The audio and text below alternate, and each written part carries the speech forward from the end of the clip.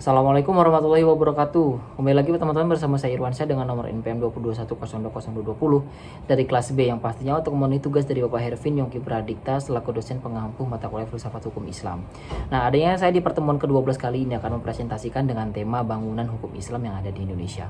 Baiklah, untuk mempersingkat waktu kita langsung saja lari ke presentasinya. Ini dia. Baiklah, yang pertama teman-teman, jadi Devin Law dan Man-Made Law itu sebagai teori hukum. Jadi hukum Islam dikategorikan sebagai Devin Law karena aturan-aturan yang ada dalamnya dibuat langsung oleh Tuhan yang mengatur kehidupan manusia yang ada di dunia ini. Bila kita perhatikan pengertian di atas betul-betul menempatkan hukum Islam sebagai entitas yang murni bersifat top down dan melepaskan aspek-aspek historis dan sosiologisnya. Sebagaimana yang dapat kita pahami pula dari kutipan di bawah ini, konsep menurut hukum usul fikih pada dasarnya terletak di atas pandangan bahwa hukum itu bersifat keagamaan. Bila kita kutipan di atas dikaitkan dengan politik, maka itulah yang disebut dengan nomokrasi negara Islam. Menurut Kaduri, warga negara Islam adalah hamba Allah dan hukum-hukumnya adalah hukum suci karena ia berasal dari Allah Subhanahu wa taala.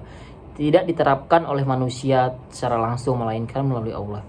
Hukum suci seperti itu adalah pasti benar dan manusia hanya bisa mematuhi karena Allah Subhanahu wa taala lebih mengetahui dari otoritas maupun terhadap kebutuhan-kebutuhan hambanya. Dalam usaha penetapan hukum, manusia menyadari akan tujuan-tujuan agama karena hukum dalam Islam memiliki karakter sebagai sebuah kewajiban religius. Lalu yang berikutnya adalah perkembangan hukum Islam yang ada di Indonesia, teman-teman. Pada bagian ini kita akan mendiskusikan relevansi epistemologi hukum Islam Indonesia dengan pembangunan hukum Islam dengan pembangunan nasional. Lalu sebelum lebih jauh membahas persoalan tersebut, terlebih dahulu sebaiknya mengetahui apa yang dimaksud dengan hukum nasional. Mengapa kita membutuhkan hukum nasional tersebut, teman-teman?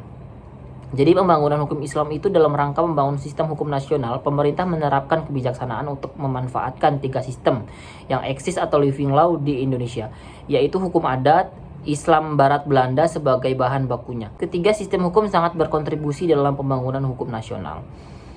Tatanan hukum nasional Indonesia harus mengandung ciri yang pertama berwawasan kebangsaan dan wawasan Nusantara, mampu mengakomodasikan kesadaran hukum kelompok etnis, kedaerahan, dan keyakinan agama tertentu. Lalu yang ketiga, sejauh mungkin untuk tertulis dan terunifikasi. Dan yang keempat, bersifat rasional dan mencakup rasionalitas esensi. Dan yang kelima, responsif terhadap perkembangan inspirasi dan ekspektasi masyarakat tersebut.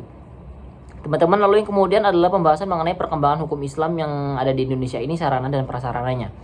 Jadi berdasarkan penjelasan di atas, tampak sekali dalam hal penetapan kebijakan hukum Islam di Indonesia, pemerintahan telah menjadikan hukum Islam itu sebagai bagian daripada hukum nasional. Lalu kondisi seperti ini tidak semata-mata terjadi di Indonesia, tapi terjadi pula di negara-negara berpendudukan Muslim, baik yang memiliki konstitusi Islam maupun yang tidak memilikinya. Jadi itu bisa terjadi di mana aja ya. Jadi yang penting dalam situ terdapat penduduk muslimnya. Jadi bisa terjadi.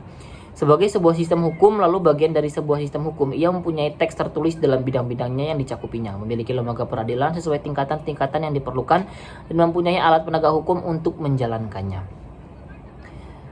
Sekiranya mungkin itu saja teman-teman presentasi dari saya mengenai hukum Islam yang ada di Indonesia ini. Kurang lebihnya saya mohon maaf, pada Allah saya mohon ampun. Saya akhiri, bila taufiq wal hidayah. Wassalamualaikum warahmatullahi wabarakatuh.